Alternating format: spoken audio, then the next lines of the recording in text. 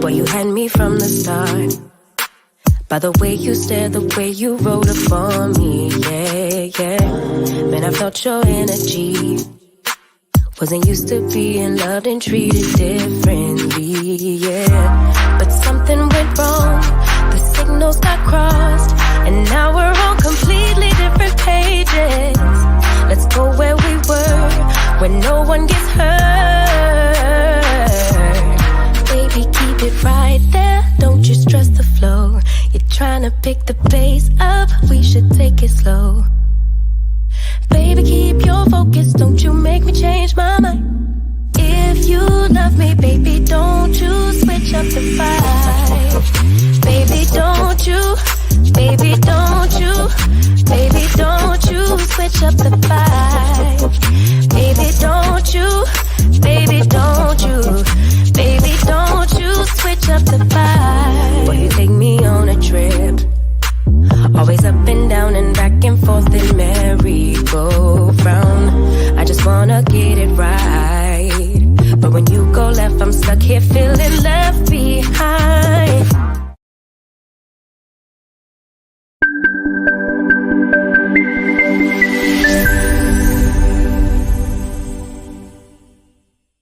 Through thick and thin, for better or for worse.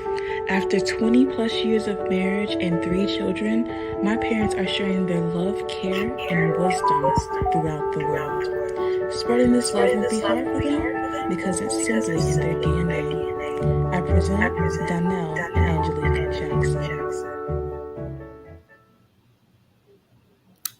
Hey. I'm sorry, I was muted. Hey, welcome everybody to My DNA. I'm one of your hosts, Donnell, and this is my beautiful queen, Angelique. Yes. Today, guess what? We're going to have the Queen's Roundtable for the very first time, but not the last.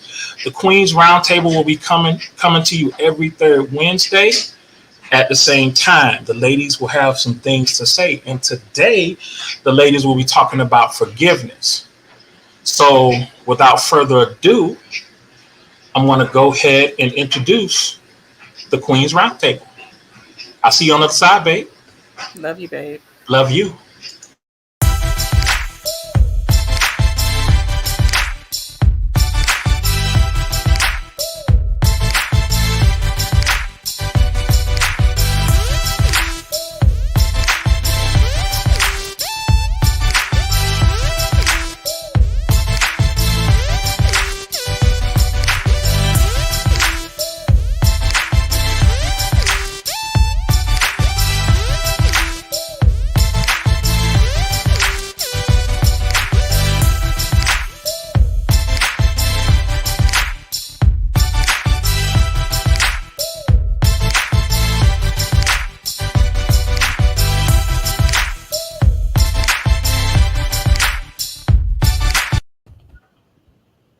Hello. Hey, y'all.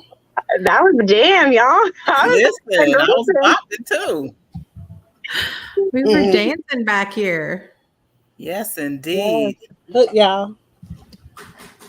Queens of the Round Table. Yes, ma'am. I love it.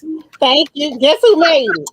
Yes, Deja. That's the face. Yes, indeed. I love that, Queen Bee. Thank you. Jessica, without further ado, thank you so much for the intro that you made for the show with the slow jam R&B music, ma'am. Wasn't that? Listen, I was back here dancing, and I'm like, "Who made that?" Oh yeah, I did. Listen, it's everything. Thank you so much. Yes, ma'am. Absolutely. So between that and our intro that Daddy made, I was bopping.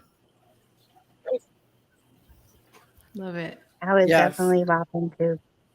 Love the intro. Great job, Jackson, Jessica, and Miss Angelique. Hey, Diva. Hey, Diva.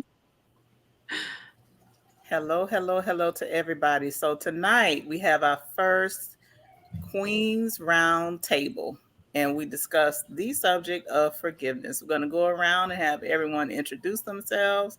I guess that was done in the intro. Do we want to do that? The producer? I mean, for those people that are just coming in, maybe we can go around and say hey Okay. again. Yeah. Well, I'm the Queen, Angelique. I'm a licensed realtor in Florida. I'm a wife, a mother of three. We operate the 305. My husband and I host this show. And on every third Wednesday, this is what we will be doing, the Queen's Round Table.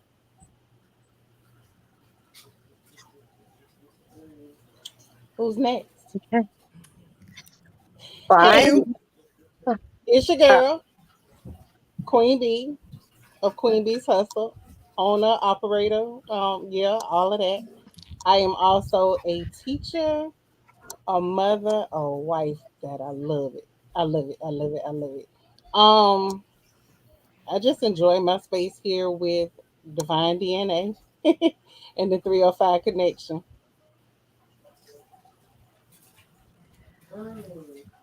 All I, right, Jessica. I'm Brittany.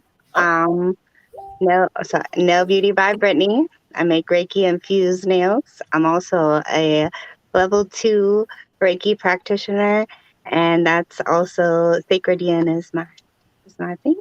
So I'm also a part of the takeover, the Divine DNA takeover, the the 305 connection.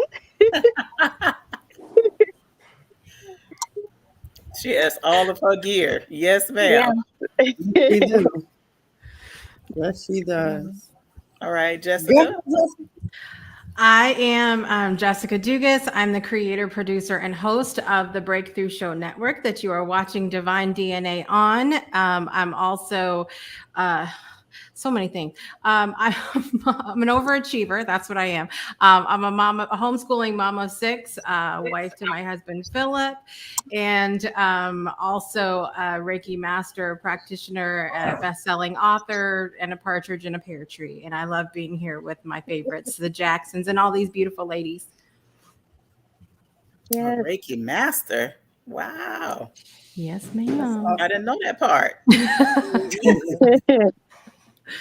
Miss Deja. Hi, I'm Khadija. I am the CEO of Skin by Deej.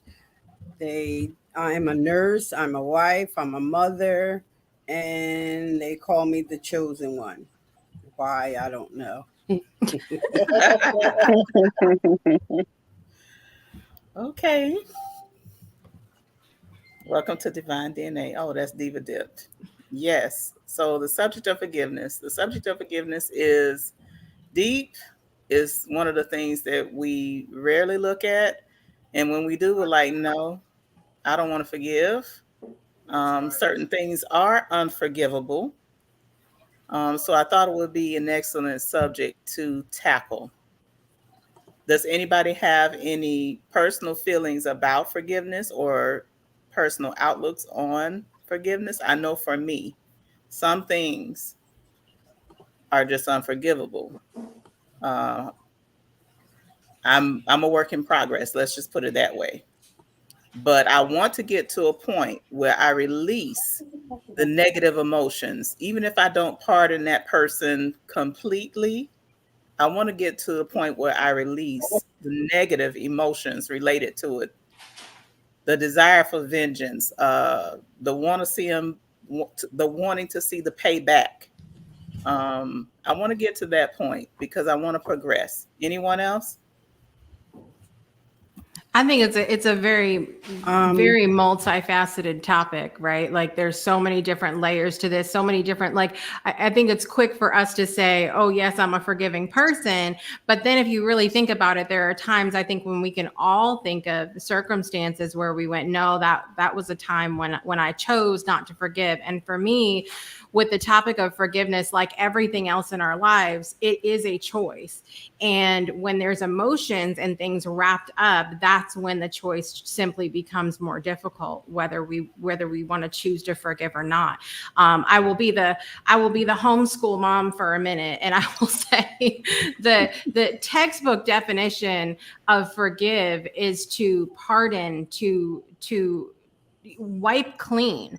And so there's a lot of people that use that term, I forgive, but I don't forget. So then my question would be, if you're saying you don't forget, are you actually forgiving? Like, why are you choosing not to forget and hold on to it? So it's such a deep thing. And I think once we get in connection with the fact that to forgive is a choice, to forget is also a choice, or to choose to just say we're not gonna focus on that anymore.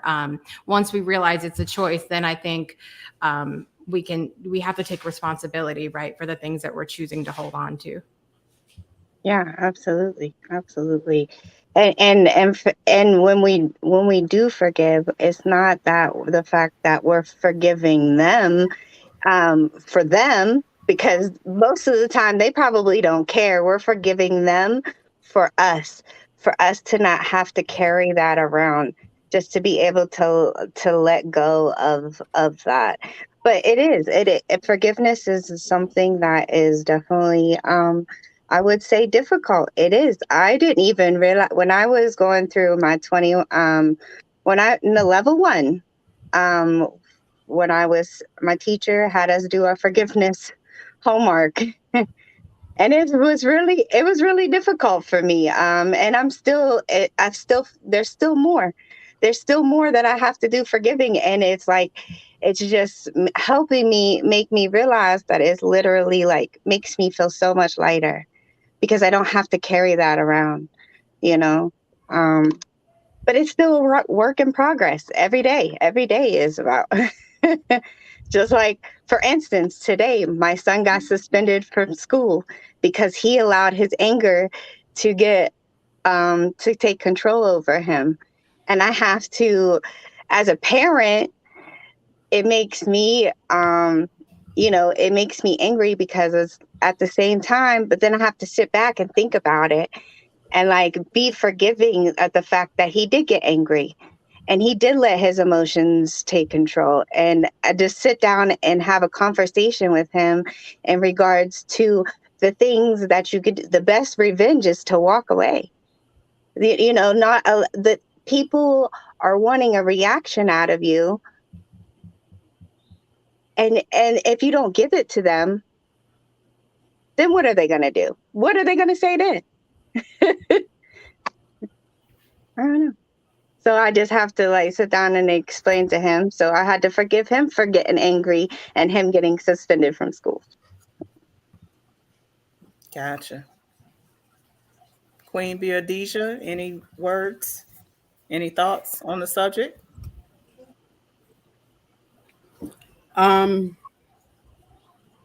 See, forgiveness for me is very, very easy, because I know what unforgiveness will do to me physically and mentally.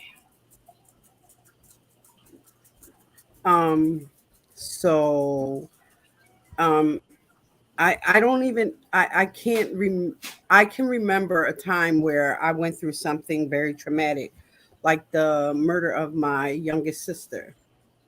Um, I was angry at first, but in order for me to be able to heal, I had to forgive her murderer. So forgiveness came to me easy. I don't know why. I can't explain why, but it does. And this is why you are the chosen one. Mm. This is Yeah, why. it comes to me. It comes to me very, very easy. I choose not to hold on to things. Um, being who I am career wise, I know what it does to the body. Mentally, I know what it does to the body physically. So it's easy to forgive. And I guess that's why I'm here, to help usher you guys. Because if I can get you to look at um, unforgiveness and what it does to you physically and mentally, it'll help you. I'm hoping that it will help you make the choice to forgive easily.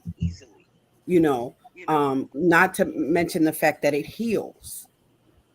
Not Yeah. and forgiveness. I need to say this. Forgiveness is not for the person who offended you. Forgiveness is for you. It's for the one that's offended or has been violated. It's not for the person who assaulted you or who murdered my sister. It wasn't for him. Even though he wasn't here, because after he took her life, he took his own. So it would have done me no good, no justice, to walk around being angry and not forgiving him, because the only one who would feel that pain is me.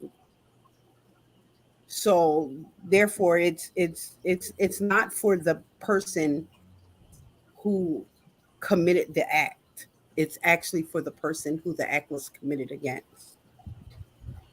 You Well, understand that? I guess I need to change my way of thinking, and I'm going to be transparent. I don't forgive. And I have to say, I don't forgive because I hold on to those memories and I let them replay over and over again in my head. And I find myself getting mad, angry, sad, upset, whatever it is, all over again. So honestly, I don't really forgive because I've given someone my time, my space, that God ain't gonna say, hey, Queen B, you messed up your life or you let this person in your life for so long. I'm gonna give you this many more days to make that up. Nah, time wasted. That's how I see it. It's time wasted. You've hurt me. At some point in time, I allowed you to offend yet again. Nah, I'm done. I'd rather you just leave me alone, get out of my way. For me, forgiveness is pushing that to the side and moving forward. Can I say, oh, you hurt me, you offended me, I forgive you? Or in my head say, oh, it's okay, you'll be all right. I don't. I don't. I don't. So Well, Queen forgiveness B, is not I easy. think I think for me, it makes it easier to forgive is to sit back and realize that us as humans all go through many different things, and we bring many different traumas, and sometimes we're not aware of our own self and how our own traumas portray to the outside world. So it's easier for me to sit back and forgive somebody now, to look at them and be like, oh, okay, well, but do I want that? Like, I still set my boundaries. You know what I mean? Like, if I feel like some people are just not meant to be in your life, and that's okay. But I forgive them for for that, because we are only human. We all make mistakes, and some of us aren't as self-aware of our own actions. I understand. I understand that. However, and not that I'm not speaking specifically to any of y'all, but I want to talk to you, Queen B. Talk to me, baby. You say that you don't forgive, and that concerns me for two reasons. One, it concerns me as a nurse, and two, it concerns me as your friend. Um, the more you relive situations in your head, the more you torment yourself. And you bring that pain alive as if it happened 5 minutes ago. And you're holding on to that. And I want you to understand that your organs feel all of it. Your Mm, organs feel every bit of it. And I that's feel just from a medical professional point of view. Okay. As your friend, let that stuff go, because it's going to I don't want you to constantly relive mentally the things that has been done to you. mhm. Is it easy to let it go? No. And I understand that. But when you learn, and I know you love yourself, Oh yeah. Yeah. I know you love yourself. Hmm. So I'm asking you to love yourself even more, to begin to let it go, because who is it really affecting? You don't have to allow the people that committed the act back into your life. They lost access denied. Right. Right. Yep. But you leave that where it is, because they're not feeling it. They've gone on with their lives. They're doing they're probably doing whatever they was done to you to someone Hmm. else. That's Hmm. their MO. That's their makeup. Right. You understand what I'm saying? I do. I do. Why bring that pain and that baggage with you to where you're going now? Okay, when I It's say not I beneficial. don't forgive, it's that textbook analogy that you all just gave. Like, I can clearly say I forgive, but I don't forget. So, you know how our brain works where it's certain smells, certain songs, sounds, visions, things that we view that recall those memories. It recalls those Those memories, triggers. right? We call Yeah. them triggers. Yes. Yeah. So okay. So I may run across a trigger and remember how I was Hmm. offended, hurt, or saddened by a certain Hmm. situation, but that person may Hmm. have already been removed from my life. But if I see Hmm. somebody over and over and over again, I'd be like, "Oh, stinking bastard," or you know what I'm saying? And it's not. I mean, let's be real. Call a spade a spade. That's me, and that's how I react to things. um, so I can say I forgive, but I don't forget. Or if I say I forgive, those triggers recalls those memories, and I'm not gonna say I'm as mad, but it puts me in a space of uncomfort and wanting to do something about it when clearly I can't at this point. Or like you said, that person may have forgotten what they've done. I haven't. I haven't. So that's what I mean when I say I don't forgive. No, not that you turned around and told a lie on me and I hate you for the rest of my life, stuff like that. No, that's not what I'm saying. I'm moving So it's forward. not that you don't forgive; it's that you don't forget. Yeah, I guess you can say that. That's why I said by the textbook or the definition, Hmm. because I don't forget. It's usually, even though I mentally try to block things, those triggers say, hey, you remember when she did this or he did that? And it's like, hell yeah, I remember. Hmm. Ooh, ooh. So it's scraping at that wound that was never completely healed. So that's what I mean when I say Right. I don't forgive. It's the definition that I'm talking about, not. But yeah, I wish I could. And Okay. like So you're Elder just saying said, it's I'm definitely a work in you're saying progress. it's the definition that Hmm. by definition you say you don't forgive. Hmm. So Right. my question is, how do you feel inside? Have you forgiven How do, inside? how do I feel inside when I say that I've forgiven somebody? Is Hmm. that what you're asking? I still hurt. Yes. I still hurt. I mean, we're human, we're flesh. We have those feelings, and I can't suppress how I feel or what things are doing to me. Like I said, those triggers, those songs that you hear from when you was little and your mama just beat your behind. And then when you hear that song again as an adult, you go back to, damn, I remember I had just got out of the bathtub and I hit my sister in the face and my mom beat my butt about it. So it's those things that calls it back to memory. Not that I walk around every day and say, oh, I hate her. I'm not, don't get me wrong, I'm not filled with hatred.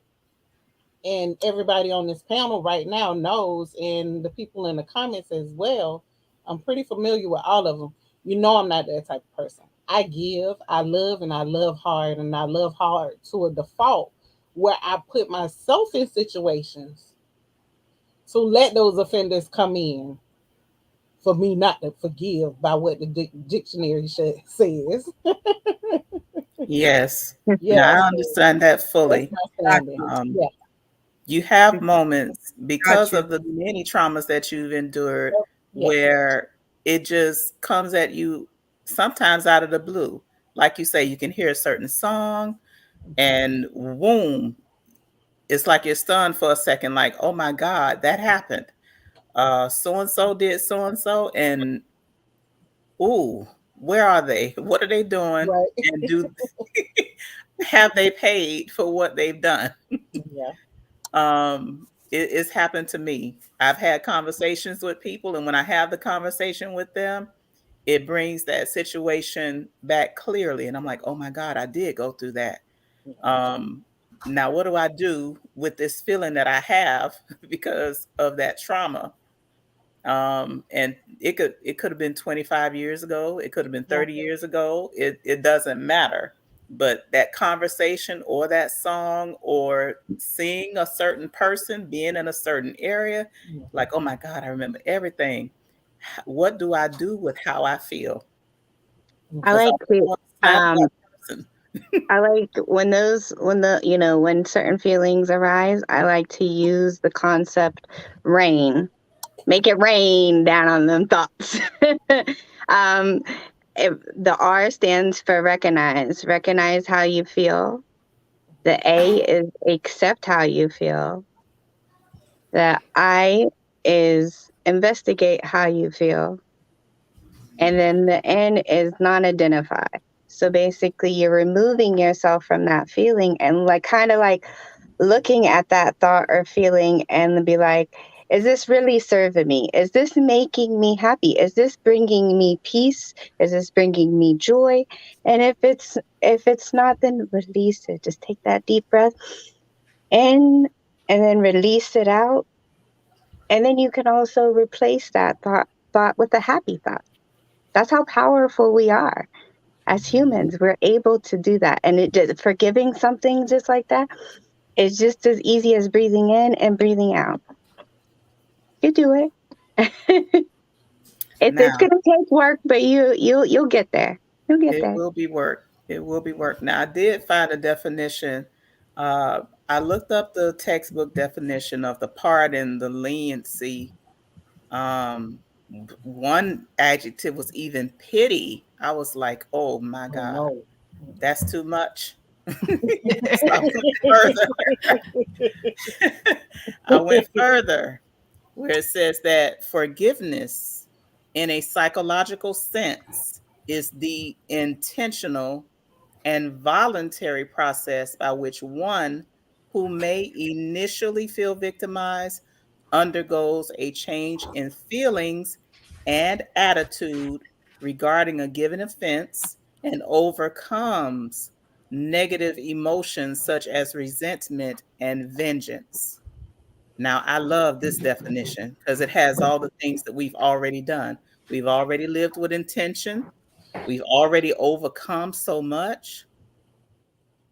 Um, and we're always working on our attitude. That's why we joined Reiki.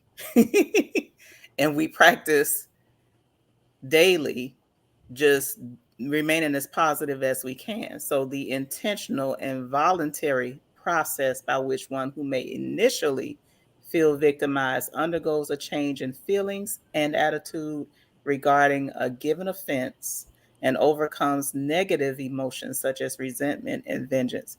This is what I need in my life. I can accept this. I can do this. And Tanya says it depends on what it is. It might take me decades to forgive someone. Yeah, a lot of us are not hurting over traumas that are recent. Right. We're hurting over Yeah, traumas that were years and years, decades ago. Childhood traumas, early adulthood traumas. that's Uh, that. Sorry, go ahead. we're trying to overcome things from decades and decades ago. Yes, Verlina, this is a very, very touchy subject for all of us because we've all experienced trauma, numbing trauma where it was that deep or that bad.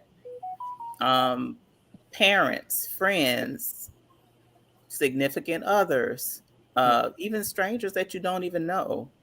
We're all dealing with some mind-numbingly deep traumas, but we want to get to a point where it's not affecting the daily, and that's the point of the conversation and discussing so that we can find tools. I think part of what you're talking about, Angelique, with the definition that you pulled and the ones that I have as well, are none of those definitions say you're not going to be triggered, you're not going to remember. None of it says anything about that. So I think people get it twisted, thinking that, oh, if I forgive, I'm never going to have to deal with this again. I'm never going to have to process this again. That's not what it is. And that's why when I go back to that very simply, this is a choice. You're not going to, like, I mean, Brittany can attest to this, I'm sure. You're not going to like become a Reiki master and suddenly you are the God of forgiveness and everything is just beautiful all the time. That is not how that works. You're not going to become a nurse like Deja and suddenly just everything changes or whatever it is, and all of us on this panel certainly know that we are not going to become moms and be able to just forgive right out the gate either. That's not how that works. So I think there's a big difference between you just understanding that to forgive is a choice, and it's not something that's going to just happen once. You're going to have to continue to make that choice every time you remember and every time you're triggered. It is a choice. That's it. Absolutely. I like to go ahead, Britt. I like to use it as a glass of water. Well, this is a bottle of water. When we don't forgive, like Deja said, I'm going to piggyback off of what she said, how it affects our organs and everything. It's just like holding this bottle of water, right? For a few minutes, it's not going to be heavy at all. Then hold this bottle of water for an hour. Hold it for 6 hours. Your arm is going to start hurting. It's going to start being extremely painful. And it's going to try for 24 hours. So holding on to those feelings and those thoughts that's what it's doing to your body. It's only hurting it and causing internal problems within yourself, such as digestive issues or anything in that regards. Definitely. So it makes it easier for me as well to sit back and think like, okay, this is really damaging to my body. Is it really serving me any purpose? No, it's not. It's not making me happy. I want to say it. Although I say that it's easy for me to forgive, it was a process. I don't want anybody to think that, boom, I woke up overnight and it was a process. But once you master forgiving your biggest trauma, everything else is water under the bridge for me. For me, my biggest trauma was what I needed to forgive. Everything else was water under the bridge for me because I was the only one feeling the pain to the point where I wanted to take my own life. I had set out to do it. My best friend was murdered. She was taken from me in a very violent way. It did not only affect me, it affected her children. So that's all I felt like I had at the moment. I mean, she was my youngest sister. That was my what they called my hip baby. My mother had her, but that was my baby. You understand what I'm saying? So For me, I had to forgive because once she was murdered, my life started spiraling out of control. And when I started losing control, it was either for me prison or death. And I made a conscious decision to take my life. I knew what I was going to do. I made amends with everybody that I needed to make amends with. And I went home to carry out that action. But it was one person, it took one person to reach me where I was, which made me think, what am I doing? Why? I have so much going on for myself. So I began to cry out from that place of pain. I never want to experience that again. Physically, mentally, it was a process. It didn't happen overnight. So once I made it past that hurdle, everything else was water off a duck's back. I don't care if you like me. I don't care if you love me. I don't care if if if whatever it is, if it's negative and it's going to affect me, I remove myself from the situation. And if it caused me any pain, I release it. I forgive you for your ignorance, because that's what most people operate out of. Ignorance. That's where those that come and afflict pain and hurt into your life, it's out of ignorance. They have no self-value. It's malicious and it shouldn't happen. But until they experience what they're giving off, then they won't change. So you have to make the conscious decision, either I'm going to continue to stay here mentally, emotionally, spiritually, or I'm going to move on. And that's what I did. I don't want anybody to think, oh, I dreamed a genie and I woke up one day and said, I'm just going to be the forgiveness guru. No, it was a process for me. It just so happened that in the medical field, I found out what holding on to unforgiveness does to us. Brittany touched on having problems with your digestive system, but it also is a part of heart attacks, strokes, uh, uh, uh, cancer. It affects you in so many different ways till it's not even funny.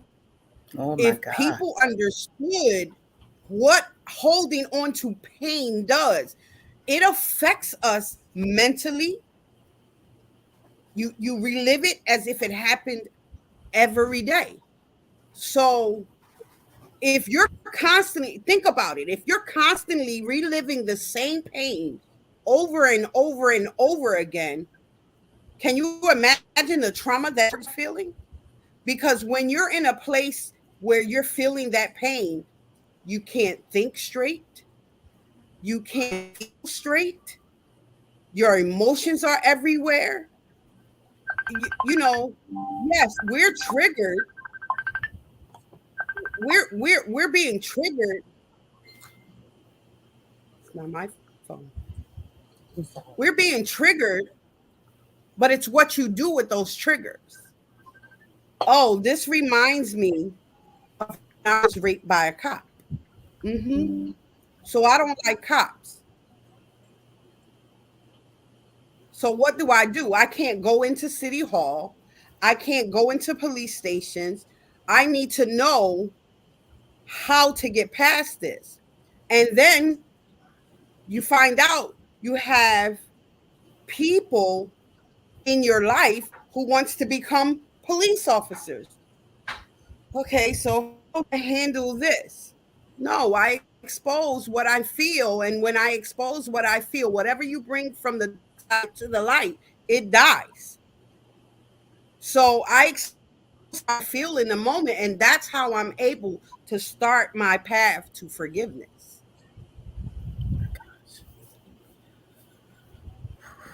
Y'all looking at me like I'm crazy.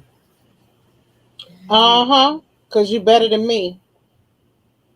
It's You just are. I'm like I said, I'm working on it. It's not something that I'm faced with on a daily basis. Like I said, I'm more of one to just put something to the side, like almost like it doesn't exist. But as we said, those triggers are what wakes up those memories and that discomfort. I want to know, how do you all deal with forgiving someone that has hurt you deeply and you see them every single day? oh, I got some answers for that. Yeah, But yes. we're going to take a break. We're going Okay, to take a break and we're going to come back. okay. Breakthroughs are about more than you might think.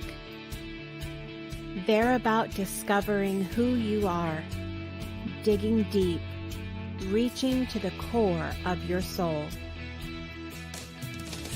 They're about healing. Healing yourself, understanding your beliefs, creating a ripple effect. And it's not just those initial moments that matter. It's about using them to bring more joy into our own lives and the lives of others. It's about having fun, letting loose, enjoying every moment life has to offer. It's about finding a safe space. It's about creating connection.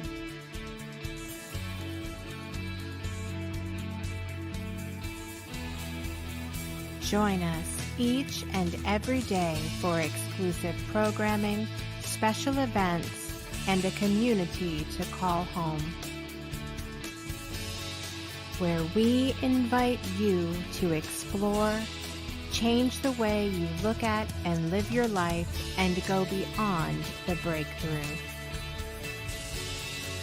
So we ask you, are you ready? We'll see you online at thebreakthroughshow.com.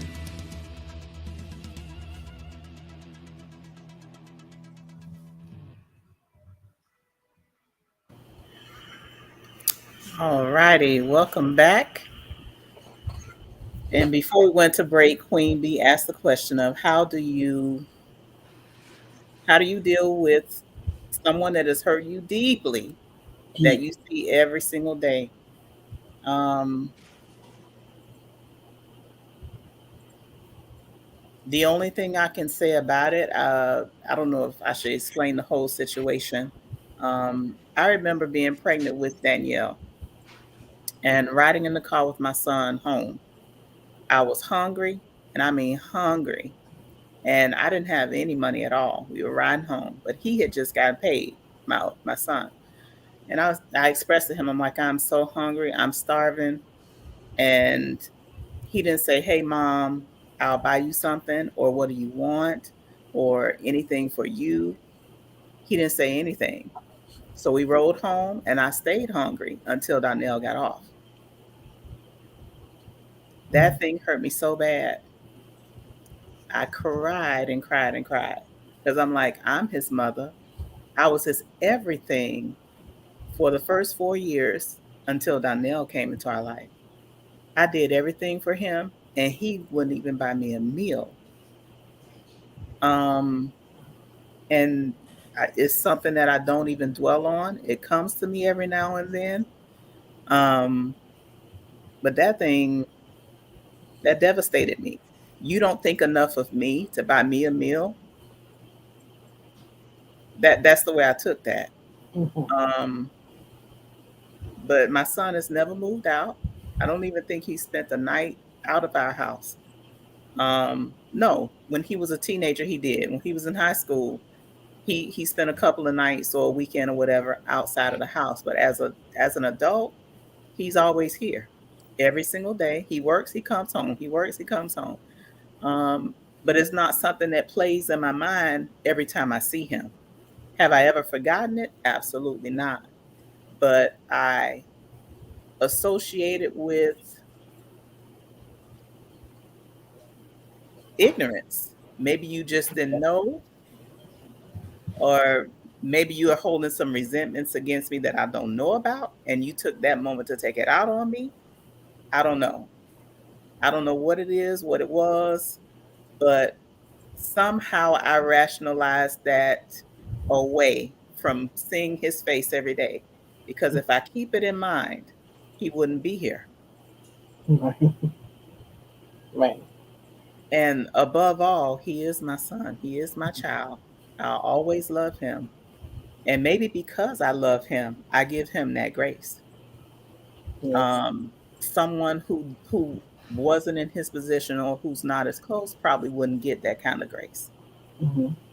And it's just not the way that I raised them. I didn't raise you to be like that. And as a maybe it's a difference between a girl child and a boy child. I don't know. As a child, I wanted to do everything to try and please my mom. If she needed something or if she seemed like she needed help, you know, and my mom wasn't the best mom. So, and that's putting it nicely. Uh, so for me to feel like that towards her, and then I gave you all the love and care and nurturing, and I was not that kind of mom to you.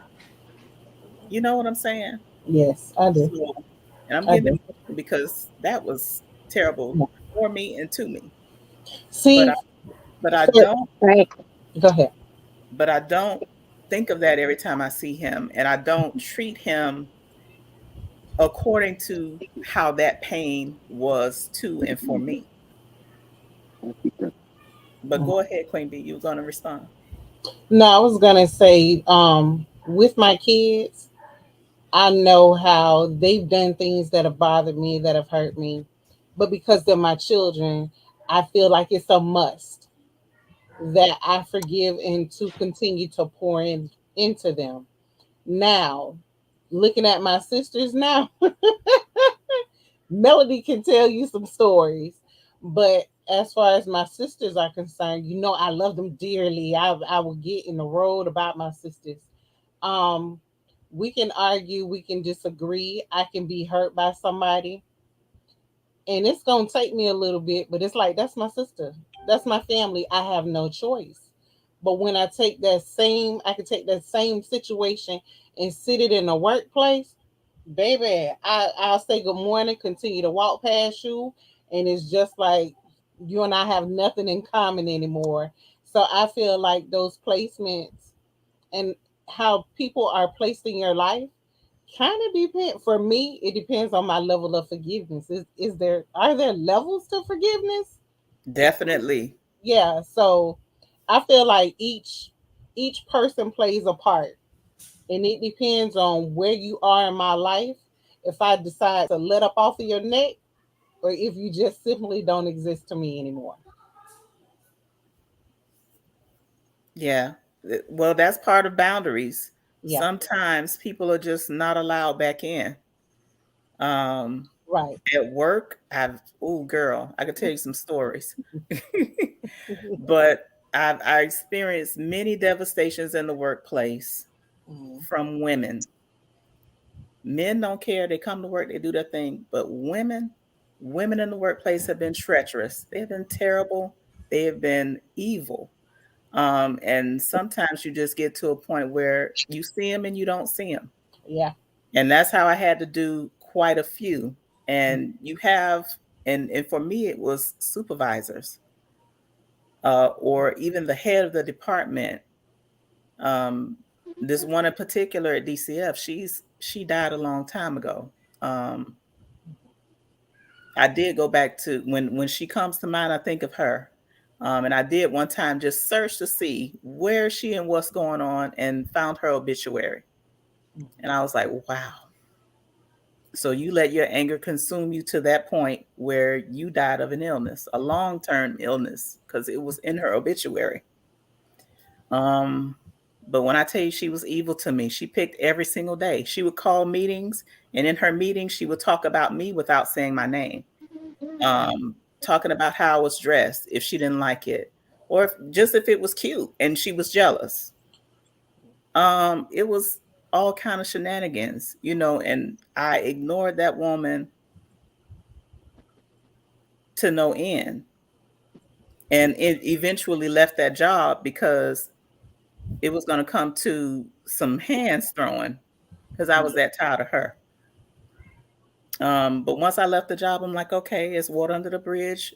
I never have to worry about her again. But while I was there, it was she's dead to me. I'm gonna walk past her. I'm gonna ignore anything she has to say. Um, it's not easy though. It's not easy to choose to be the bigger person or choose to forgive, someone talking shit to you in your face about you. And you got to stay there and work for the next 8 hours. This was her morning meeting talking shit. So it wasn't easy. I did it. And I'm here to tell a story. Thank God I didn't die from a long term illness. And this is the point of this conversation because I don't want to either. Right, right. I think for me, like you said, it's a choice. And that choice is ultimately yours to make.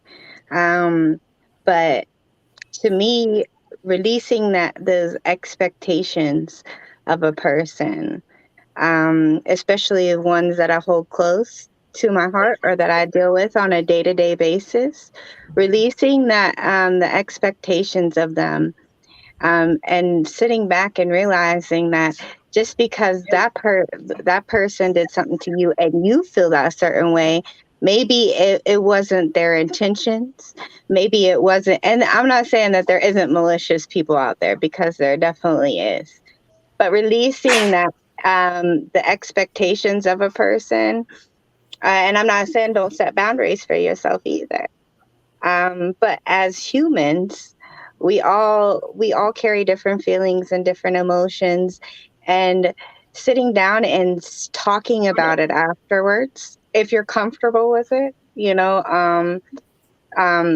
just try to get a more understanding. I guess as me taking Reiki, it has helped me realize that we all have different perspectives on different things, and that's okay. That's okay. And hurting me, of course you want to sit down in a calm place and talk about it. Talk about how you hurt me, speaking about it, but also understanding from a sense that we're all humans and that we all have gone through things that has made us react or trigger, whatever it is, to me anyways. Yeah. I remember talking with coworkers about that head of the department and her antagonism towards me. And the people who knew her would say, she is jealous. You look like the woman that her husband left her for. Mm.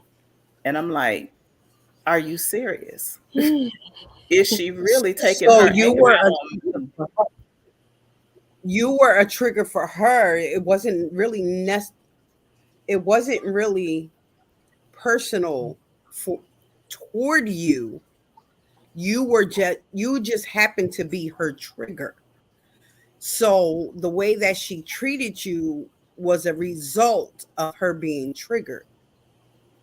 It didn't feel good to you. I understand that. It didn't feel good. I wouldn't accept it. Me back in the day, if that had been me, she'd have been popped in her mouth.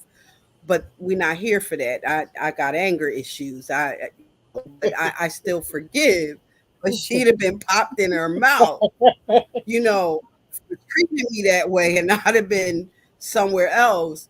But Listen, I gotta stay you out of you jail. you They you love to call. They love to call the law when you pop them. know They that's why love you to call got the law when you pop that's them. why you got the chosen one. They really do. But my, my thing is, I wanted you to see that it wasn't necessarily personal. And because you were brave enough and open enough to have a conversation with other individuals at that workplace, you came to find out that you happened to be her trigger. So, even though she was causing you discomfort in the workplace, you can, this is a situation, and I'm not telling you that I understand. I do understand how you feel because I get discriminated because I'm good at what I do. But Hey, that you know that don't that doesn't phase me. It's because I know I'm good at what I do that I get caught, that issues arise, not on my behalf, but that's their personal issue. You can move past that situation. You know, it may be a memory now, but you can also utilize this situation as, because I'm a boss chick, I have to remember how I was treated then. So I don't want to treat someone else like this because I know what it feels like. And that's another portion in forgiveness that people don't talk about. It makes it easier for you to be able to forgive when you can empathize with how a person feels if they're talking to you about a situation that happens to trigger you. The wisdom for the wisdom she got a lot to say. somebody's at my door, so my dogs are the wisdom that comes from, okay, let me say it like this. Out of pain, you get two things, two gifts. One, you get wisdom, and two, um, wisdom and my dog distracted me. Uh, okay, let's talk about wisdom. You get wisdom out of birthed out of pain because one, you'll be able to teach someone else in that same situation.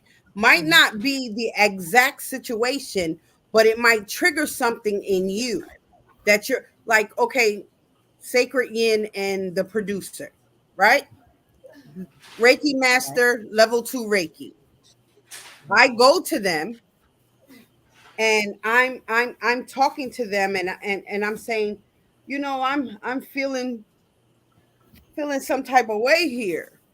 And they get their little sounds going and telling me to take a deep breath and breathe out and take. I don't know much about really. Yeah, I that's don't know it. much about Breathing, Reiki, breathing and but affirmations. right, It's more than just that. It's everything. Reiki is literally everything. Life force energy. Yeah. okay. So if you're walking me through a situation on how to heal in a certain situation, wisdom, something happened in your to you that caused you in your training in Reiki to be able to guide me through that place. Am I correct? So the same thing happens with us non-Reiki masters. Mhm. If we if we're going through situations, we are able to pull from the pain words that will help someone else heal Definitely. in Definitely. that moment. Hmm. You don't have to be a Reiki master to do that. And no offense, no offense. I love y'all. I'm just using this as an example. You know, so if I come to you, Angelique, and I say, you know, Nurse Judy is saying,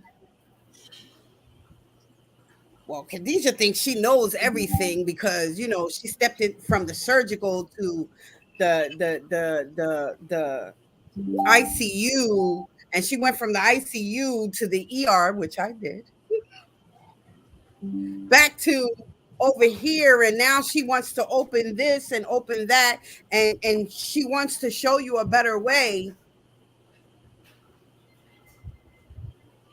and she's being mean to me and saying mean things to me, and I come to you, Angelique, how would you guide me from say in that situation?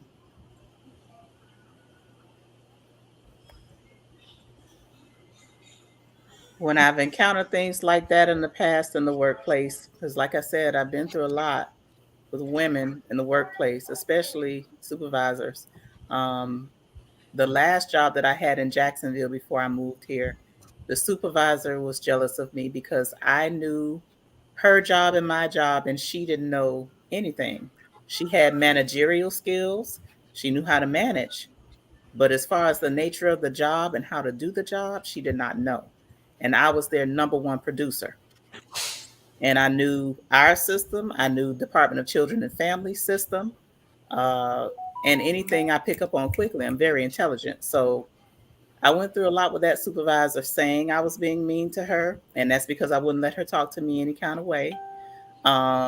And all manner of things to the higher ups, who of course took her side because they liked her. Um, and I endured at that job as well, mainly because I knew I deserved to be there. I wasn't going to let anybody push me out of my position. I knew who I was.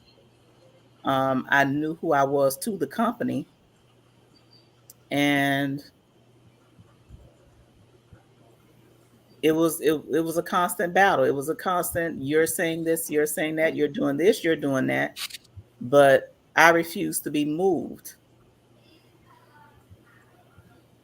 and that was my way of coping with the situation. I told people off when I needed to professionally, and got it off my chest. If I needed to go up past them to HR, I did that. Um, but I know who I am. So that is how I dealt with many situations that were unfavorable or aggravating in the workplace. Danielle, come here. Um, the jealousy is amazing when you're smart, when you're capable, when you can do the job with your eyes closed while others struggle. But I can't let your inadequacy or how you feel about yourself affect me, even though you're trying to. I just can't. And that's how I dealt with that situation.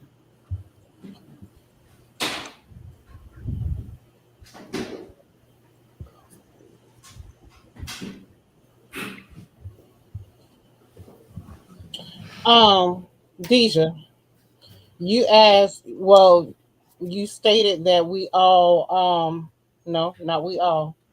You talked about empathy and wisdom and being able to help somebody else heal that has also been through similar traumas or situations that you've been in. Um, Now that's not hard for me. It's not hard for me because I will sit and talk you through and help you along the way, but at the same time, their triggers there. Their triggers, and I feel like with those triggers, I it's giving me a chance to counsel and help myself heal from what has gone on. Yes. So Yes. to say that I gave it up, nah, I ain't gave it up, but But when you're able to talk, okay, so Mhm, most people, when they talk about therapy and things like that, therapy, that word used to be taboo for a lot of us. mhm, I'm not going to sit back and talk to Jessica about nothing. She ain't going to look at. In my growing up, my mom told me what happened in her house stays in her thank you, house. these guys. Yep. It ain't nobody business. What happens in this house stays in this house. Yep. And that was the worst thing she could have ever taught me, because it taught me how to internalize. From Yeah. a little girl, I learned to internalize a lot of things. That is the worst, that is the most horrible thing you can do. Now, am I saying that you should go blab and say, "Oh, my mom slapped me down"? No, no, you probably deserved it sometimes. Not all the time, but sometimes. Mhm. I didn't have a good relationship with my mother growing up. I'm rebuilding that relationship now that I'm a grown woman living on my own in my own house, and I ain't got to answer to nobody but me. Um, but mm, triggers, yeah, Yes. triggers. Yes. I kind of feel like when our parents said what goes on in this house stays in this house was like, don't take your ass out there telling my damn business. I, I think Absolutely. I think No, that's what they were that's saying. absolutely what they meant. But it But at also the meant same time, yeah, at the it same also time, it was, taught you how to internalize yeah. your own personal business. Yes. So when that bullshit be going on, you don't sit back and you don't talk about it because you've been shut down as a child. You were told, oh, you don't speak this and you don't speak that. So here it is. We're adults now, and there's so many freaking dysfunctional individuals out there because we were told That's not why to talk therapy about. and that's why Yeah. therapy became taboo to us, Yeah. You're because right. it's like you're talking to a stranger about your personal business, what you feel on the inside. Mm-hmm. And it's like uh uh Jessica don't know me from a can of paint. How's she gonna help me? But not knowing really sometimes that you talking about what's going on with you, Mm-hmm. although it may trigger someone else, it also can be very healing for both parties. I agree. I agree. For both parties, you know. Um, you Perfect example, and all of you, everybody was there except Jessica. I think I went live Saturday, right? And Yes. I got very emotional and I started crying on live. Done that shit before. I was triggered. The love that I felt and experienced on the live from you all Saturday made me remember that same kind of love that I had with another group of people. And that group of people hurt me bad. So so it it did something to me mentally, but it also freed me from that place. So although I was triggered, I also went to a whole different healing process. So that's what made it easy for me to say, you know what? Thank you, Jesus. And for replacing what I thought was gold, from removing the fool's gold and giving me real gold. Mm-hmm. So it was a I can healing. relate. Go ahead. Sorry. I was gonna Go say ahead. No. I can relate to that as well because growing up, I pretty much raised me and my brother on my own. I It's just different for me because I never received the love that I've poured into other people.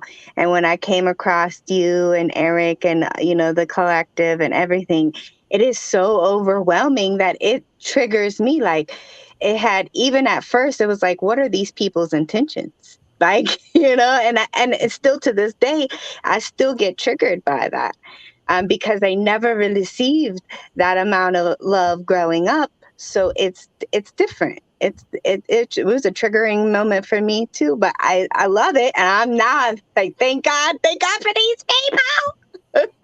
But it was a triggering Exactly. moment for me as well. I could. Exactly.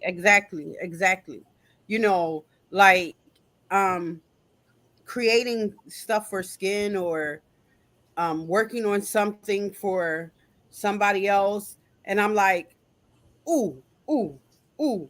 Okay, I done told my wife, but I still feel the need to tell somebody else.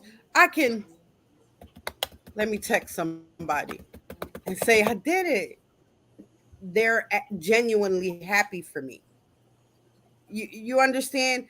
Those instances, those specific situations is what makes it easy for me to say, you know what? All that other stuff is water under the bridge. I had trauma with my mother. I had to be the mother to my siblings. Yeah. You know, when my mother couldn't be the mother to my siblings. Yeah, she provided a roof over our head and food to eat and clothes. And most people will say that she did the best she could. And I agree. She did the best she could with what she knew how to do as a mother. But she didn't mentally prepare us. You know, um, some of the situations that we were put in weren't good. And Mm-hmm. the way that she talked to us wasn't very loving at times, which caused us to act out seeking attention, but in negative ways. So, uh, I made it a point to move away because I used to say in myself, you'll never get a chance to hurt me like that again. You'll never get a chance to hurt me like that again. I'm going to protect myself from you and everybody else who wants to get that close to me. So my love became conditional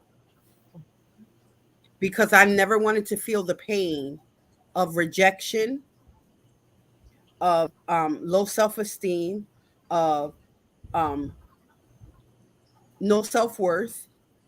You know, I made it a point that I was going to be better than. I wasn't going to treat my children the way that you were treating me.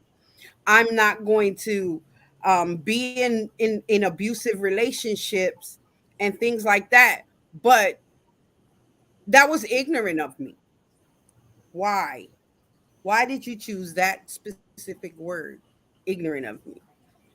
Because I didn't have the tools I needed to do the right thing, to make the better choices. So Now in that's some why relationships, I would not call. I'm sorry, Deja. That's why I would not call that ignorant. To me, being ignorant is knowing something and not moving off of it. When you don't know better. You know what I mean? I understand what you're saying, but when I use the word ignorant, it means Hmm. that I don't know. Okay. I don't know. I didn't know the right choices to make. So I couldn't treat. I remember I hated being yelled at, and I Hmm. didn't want to yell at my kids. But then I found myself yelling at my kids until one day I looked and I said, "Oh, I remember what that did to me." Hmm. So I made a conscious decision to talk to my kids. You understand? So when I made that decision, I'm to forgive me. I know that I hurt you. I owned up to my stuff, My mother wouldn't own up to her stuff and still don't own up to her stuff. Not going to, But honey. because not at all, everything was peachy and good in their lives, in their eyesight. But as the child, we know the trauma that they caused us. Yeah. And don't Yep. get me wrong, I'm not putting my mom down. She only did what she knew and what was done to her. It was a generational curse. And Yep. I chose to be the curse breaker. Hmm. Yes. You understand? So we then say when I have kids, I'm not going to do this to my kids, and I'm not going to do that to my kids. And we make conscious decisions to raise our children differently. Mm-hmm. And when Mm-hmm. we find, because sometimes I find my mother in here, if I'm going to be honest, sometimes I find her there, but when I find her, I have to release her and say, nope, I'm going to be different. I'm going to change that. I'm going to acknowledge that I did this. I'm going to ask my kids for forgiveness, and I'm going to move on to bigger and better things. How can we work this out differently? So that is the path. That is the way to get to the place where you can let things roll off your back like water. Hmm. You have to begin somewhere. So I would suggest that you start small. Don't do what I did if it's too much. I took the biggest thing and I tackled the biggest thing, the thing that was causing me pain, the thing that was caught that was willing that made me want to take my life. I had to tackle the big thing. The little things was null and void. I can get over the little things. It was the elephant in the room. The camel that was sitting there trying to go through the eye of the needle. That's the one that I had to conquer first. So, I mean, that's my 2 cents. I'm gonna shut up now. I understand what you mean with intention and with raising your children differently. I definitely had the intention. I was the one as a child that was looking at everything saying, nope, I'm not going to do that. Nope, I'm not going to allow that. Nope, I won't be repeating that. And once I got to 18 and got pregnant with my own son, that was the turning point where I really had to put the nopes to where the rubber meets the road. So, as a pregnant young lady, I was reading everything I could on motherhood, on parenting, how to deal with the baby, how to respond to cues because the baby is talking to you. Uh, and that is how I broke that generational curse of the overbearing, abusive mother. Now, have I been perfect? No, because like Khadijah says, your mother comes out of you at certain points, even if it's just in your mouth and the way that you speak. But I have been conscious enough to be consistently checking myself and making sure if I do become my mother in a moment of my lips, I apologize and ask forgiveness, and move on and say, hey, you know who I am, you know how I am, and you know my intentions are good. And I'm doing the best that I can. I have my own thing, my own traumas, whatever. But as far as me and you, I'm trying to raise you differently.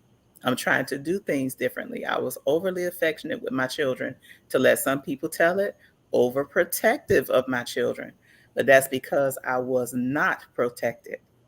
So I wanted to make sure my children did not endure what I endured at the hands of a neighbor, at the hands of their, whomever. Other family members, I kept my children from them, especially if they were destructive.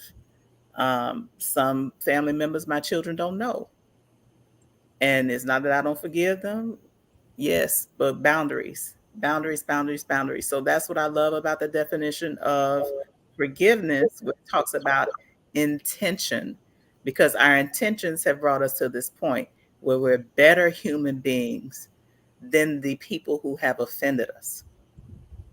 And I don't mean better as in pious, or I don't want to make it seem like it's some bad thing, because it's not. You're better because you're conscious. You're better because you've made better choices. You're better because your intentions, you don't want to do anybody the way that you've been done.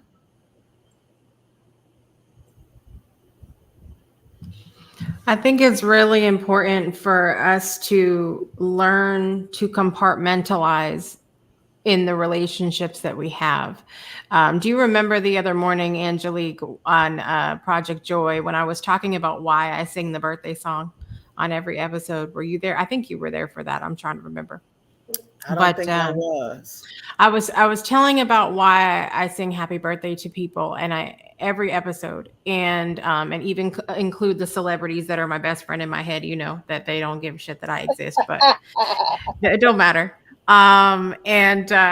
So I was explaining the fact that it's because I am truly grateful for the birth of every single person that has lived a life. I'm grateful for every single person. Now, somebody in the audience who is new to me and doesn't yet know how I like to show the facets of all the things, and it's not just black and white. I don't believe that. I believe that there are many layers and facets to everything. And I said, and I made the comment, even the people who have been challenging in our lives, I'm still very grateful for. And they said, "Oh, well, you lost me now." Like, why would I be grateful for that? But when we say that we're grateful for somebody, and tying this into what we're talking about, when we say that we forgive somebody, this does not mean that we have to like everything that they do. It doesn't even mean that we have to like them, like as a whole. And so when I say I am grateful for someone who has done horrendous things, I don't approve of their behavior. I don't approve of what they've done, but I can still be grateful for them because I'm grateful for the lessons that were learned. So as we're talking about forgiveness, we can say, I forgive my mother, my friend, my whoever, for what they have done. Just because you've forgiven, that doesn't mean that you have to like you're not saying that you like it. And I think that's where so many people get so lost and think, how could you forgive that? How could you be grateful for? How could you find the joy in? It's because I've chosen to compartmentalize what I'm feeling and saying, okay, I'm choosing to forgive. But that at the both same time, as my friend Lisa's daughter says, that doesn't mean that I have to like it. Forgiving and liking are two different things. Being grateful for and liking are two different things. And if we can compartmentalize that a little bit and say that we are capable, Brittany, and tell you, we are powerful human beings. I'm sure Miss Deja has seen the human body do amazing, powerful things in her work. So if we say we are as powerful as we are, isn't it then possible that we could feel all the range of emotions at the exact same time for any person? Isn't it possible that we could forgive somebody and at the exact same time not like what they did at all? Yes. Absolutely. Yes. To piggyback off of what you said, Jessica, when bad situations happen, such as, we'll just take for instance me growing up and me basically having to raise my brother on my own and do all kinds of stuff. And even though that was a traumatic experience for me at being 8 years old, not really even knowing life in general, for her to do that, I'm also thankful for her putting me through that, because it's made me this strong, independent woman I am today. And in the lessons that are learned through that, if you, instead of seeing it from such a, from a negative light, and instead of looking at it like, yeah, you know what, I learned that I'm this, I'm learned that, whatever lesson it is that you've learned, you gotta, in a sense, you gotta be thankful for that. And that's forgiveness. Once I started realizing that, forgiveness became easier for me. I love it. I love the tools. Compartmentalize, intention, process. My goodness. This has been amazing. Absolutely amazing. And we may need a part two. Do we need a part two? Yes, I think Right, so. yeah. It's such a forgiveness that like is deep. It's deep. You can really dive deep on this subject. Very layered. Very, very Yeah. layered. Yeah, But I feel like we dug deep. yeah, yeah. Hmm. So we're going to give the floor to Miss Jessica so that she can make closing remarks unless someone has anything else to add. No, we're good. Yeah. Okay, Jessica, take it away. Take it away.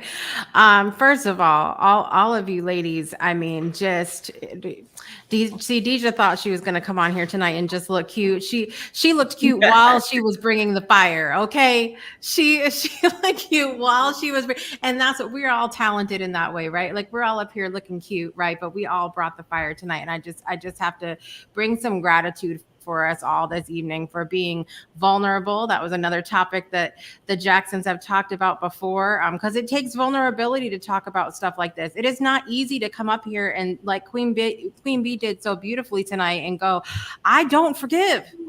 Period. And it's okay. It's okay to say that and to process that and to share that. Yes. I'm scared to cross Queen Bee now, but it's I'm like, I'm gonna watch myself. I'm gonna watch myself now, but it's all right. So everybody was amazing tonight. Super excited to be a part of this. It's nice for me as the producer of this network to host my own shows, but I love to be a part of what you guys are doing. And I'll tell you guys right now, I do a lot of snooping as the producer of other people's shows, not just from our network, because I'm always looking for ideas and always looking for new topics and new guests and things like that. And nobody that is talking about relationships anywhere that I have seen is doing it quite like the Jacksons. So you guys are always in for something special when you're here. And I'm telling you, maybe it's because they're a part of maybe there's a bias happening. I don't know, but I'm just going to go with, I think they're doing something unique and amazing. So you guys make sure you tune in every Wednesday at 6 p.m. Central Time. Also on the network tomorrow, we have Freedom Starts Now with Karen Timer at 12 p.m. Central Time. And she has Kathy Nesbitt on tomorrow, and they're going to be talking about laughter yoga. Have you ladies ever done laughter yoga before? No, but I love yoga. You must partake in the laughter yoga. I must. That's interesting. I'm interested. Yes. So Karen, that's the host, actually does it every Friday, I think at 11 a.m. Central Time, 12 p.m. So right before you watch the Breakthrough Show, you can actually go do laughter yoga with Karen. I think her website's 50andfree.ca. 50andfree.ca. So you can go check that out. But she's going to be on with Kathy Nesbitt tomorrow, who is like the queen of laughter yoga. So they're going to dig deep into that tomorrow, 12 p.m. Central. And then we have been on a journey around the world on the Breakthrough Show on Fridays. And we've already been to Scotland and Iceland. And this Friday, we are going to Belgium with my friend Dorothy Auger, which I'm super excited about. And many of you guys have heard her poem For Love, and we're going to be diving into, of course, Belgian chocolates, you know, because we can't talk about Belgium without talking about chocolate. So we talk about that, but also what her process was behind that poem, how it happened, and how it made her a TEDx speaker. And the poem's now translated in more than 70 languages and all that good stuff. So there's a lot going on that show on Friday, but make sure you tune in. That's 12 p.m. Central Time on Friday, 1 p.m. Eastern Time, with myself and Miss Dorothy O'Shea. So excited about that. And thank you guys for having us all on tonight. Yeah, thank you. Thank you all for coming. Thank you all for being so transparent. We made huge, huge strides tonight, not only for ourselves and within our circle, but we helped somebody else get a breakthrough. If it's just one person, that's enough, but I'm sure it's more. Mhm. So thank you, thank you, thank you.